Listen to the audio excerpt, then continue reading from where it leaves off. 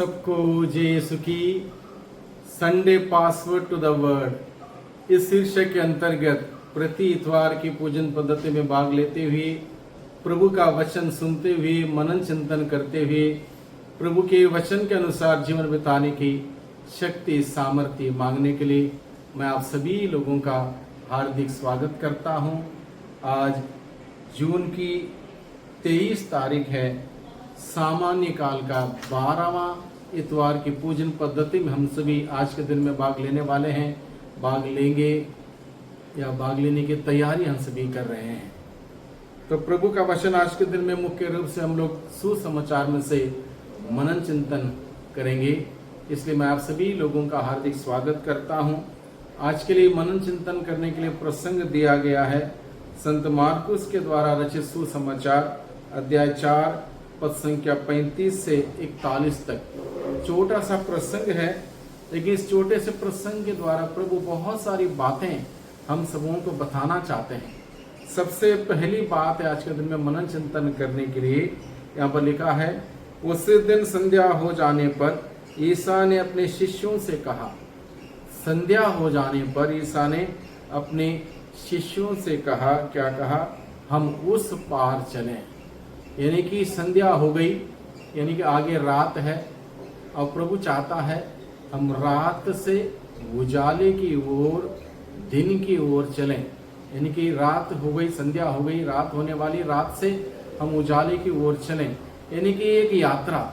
हम इस बात को इस प्रकार से समझें, आध्यात्मिक दृष्टिकोण के हिसाब से हम इस बात को समझें। संध्या हो गई, रात होने वाली है और प्रभु चाहते हैं कि हम उजाले की ओर चलें।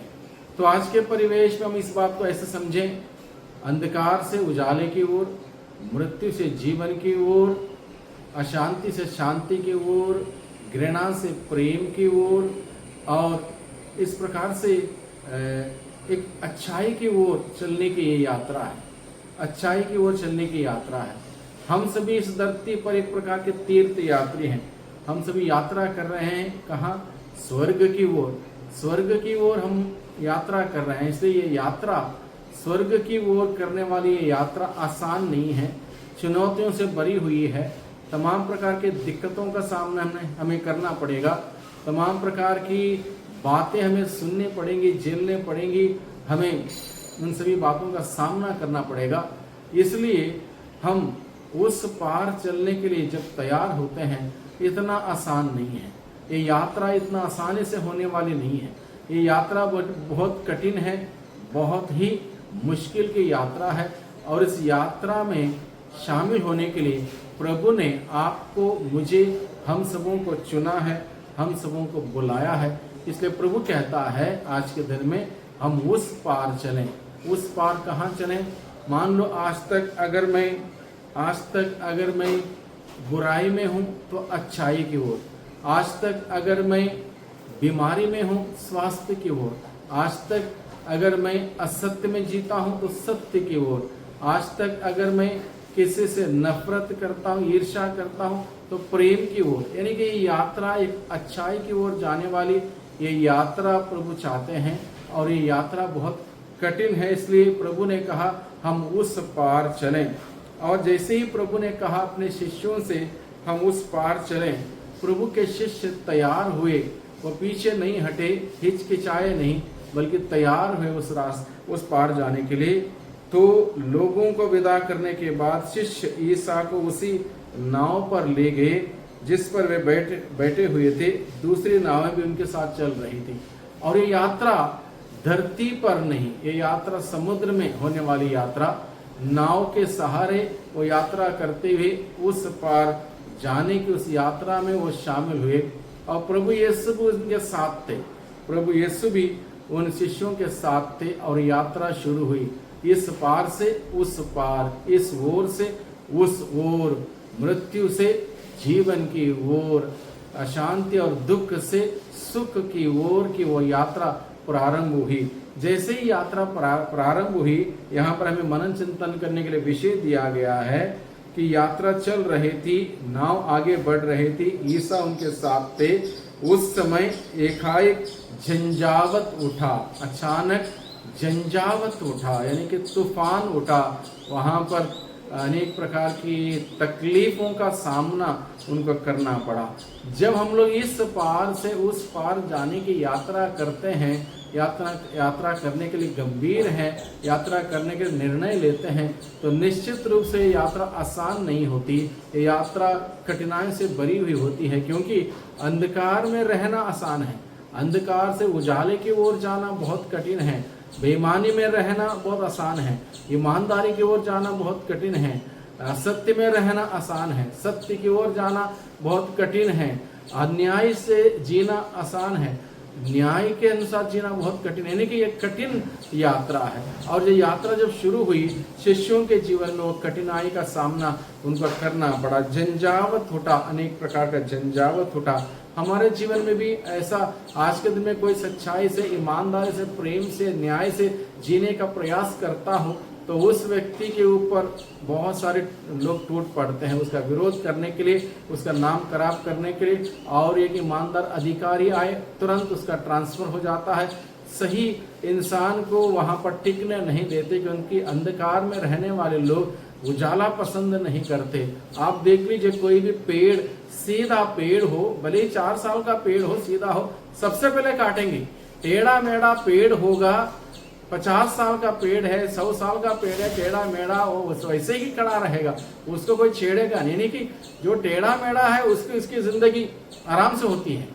जो सीधा रास्ते में चलना चाहता है, सच्चाई में चलना चाहता है, ईमानदारी में चलना चाहता है, प्रेम से चलना चाहता है, वो सीधे पेड़ के बांधते तुरंत लोग उसको काटेंगे, क्योंकि बहुत ही फायदेमंद व्यक्ति हो, बहुत फायदेमंद पेड़ है, इसे तुरंत काटेंगे। ये दुनिया का नियम है। इसलिए हमें इस बात को लेकर हिचकिचाना नहीं, बल्कि हमें तैयार होना पड़ेगा। अगर प्रभु का अनुसरण करना हो, इस पार से उस पार जाने की यात्रा में शामिल होना हो, तो हमारे साथ ऐसे संकट, ऐसे परेशानी, ऐसी दिक्कतें आ सकती हैं, और हमेशा हमें इसके लिए तैयार होना पड़ेगा।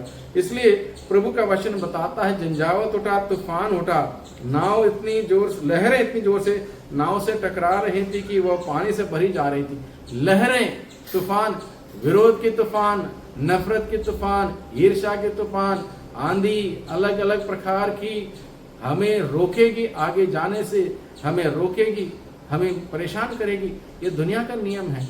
लेकिन प्रभु के रास्ते पर चलने वाले व्यक्ति के लिए इन सभी प्रकार का एक सामना, दिक्कतों का सामना करना पड़ता है। प्रभु हमें सिखाता। आज के दिन में आगे मनन चिंतन करने के लिए विषय है कि जब इस प्रकार की दिक्कतों का सामना कर रहे थे प्रभु के शिष्य, प्रभु को उन्होंने जगाया। महत्वपूर्ण बात यह है, जीवन में कठिनाई आती है, दुख आता है, पीड़ा आती है, समस्या आती है, और हमें लगता है कि हमारी बस की बात नहीं। हमें प्रभु के हवाले करना बहुत ही जरूरी है। समर्पित करना, प्रभु के हाथों में समर्पित करना, प्रभु के हाथों में दे देना बहुत ही जरूरी है। और जब शिष्यों ने प्रभु के हाथों में दे दिया, यह कहते हुए, प्रभु हम डूब रहे हैं, हमें बचाइए, हमारी बस की बात नहीं, हम डूब रहे हैं, वी आर सिंकिंग, तो तुरंत प्रभु अधिकार लेता है। जब हम प्रभु के हाथों में कुछ भी समर्पित करते हैं, प्रभु मना नहीं करता, प्रभु अधिकार लेता है। प्रभु ने तुरंत अधिकार लिया, उस सिचुएशन पर अधिकार लिया, और उस सिचुएशन को इतना सुंदर तरीके से हैंडल किया, कोई भी व्यक्ति इसको समझ नहीं पाता। प्रभु के शिष्य भी बड़े आश्चर्यचकित हुए। जैसे प्रभु के शिष्यों ने सरेंडर किया, समर्पित किया, प्रभु ने वहां पर चार्ज ले लिया। चार्ज लेते हुए सबसे पहले प्रभु ने समुद्र को कहा थम जा, वायु से कहा शांत हो जा, वायु शांत हुई, समुद्र थम गया, वहां पर पूर्ण शांति छा गई। सब लोग एकदम हैरान हो गए, आखिर ऐसा कैसे हुआ। प्रभु की वाणी समुद्र और वायु भी मानते हैं। इस बात से प्रभु के शिष्य विस्मित हुए। यानी कि प्रभु हमारे साथ हैं। भाइयों बहनों, आज के दिन में प्रभु हम सबों का दृढ़ विश्वास और भरोसा दिलाता है।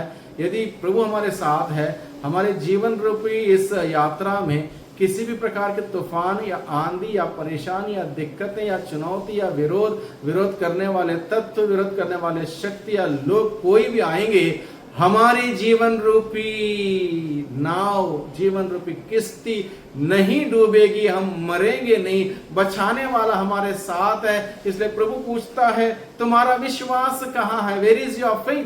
तुम्हारा विश्वास कहाँ है? हम अपना विश्वास प्रभु में दृढ़ बनाए रखें, अटल बनाए रखें। दुनिया की कोई आंधी, दुनिया की कोई ताकत, कोई नफरत, कोई ईर्ष्या, कोई भेदभाव, कोई भी शक्ति हमें डुबा नहीं सकती, बर्बाद नहीं कर सकती, बल्कि हमें प्रभु में मजबूत बनाए रखेगी, दृढ़ बनाए रखेगी, अटल बनाए रखेगी। इसलिए प्रभु पर विश्वास करें, प्रभु पर भरोसा रखें। प्रभु पूछता तुम्हारा विश्वास कहाँ है? अपने बलबूते, अपने ताकत पर, अपनी शक्ति पर, अपने पैसे पर, अपनी जमीन पर, अपनी जायदाद पर कहाँ तुम्हारा विश्वास है? या मुझ पर? अगर प्रभु पर हमारा विश्वास है, कोई कुछ भी हमारा कुछ नहीं बिगाड़ सकता। वही प्रभु हम सबों का विश्वास में और उसके प्रति हमारा भरोसे में निरंतर आगे बढ़ाएं और हम प्रभु में मजबूती के साथ आगे बढ़ें। हमारा जीवन के द्वारा प्रभु की महिमा होने पाए और प्रभु के हम सच्ची गवाही बने। वही प्रभु हम सबों का आशीष और बरकत प्रदान करें। आमीन।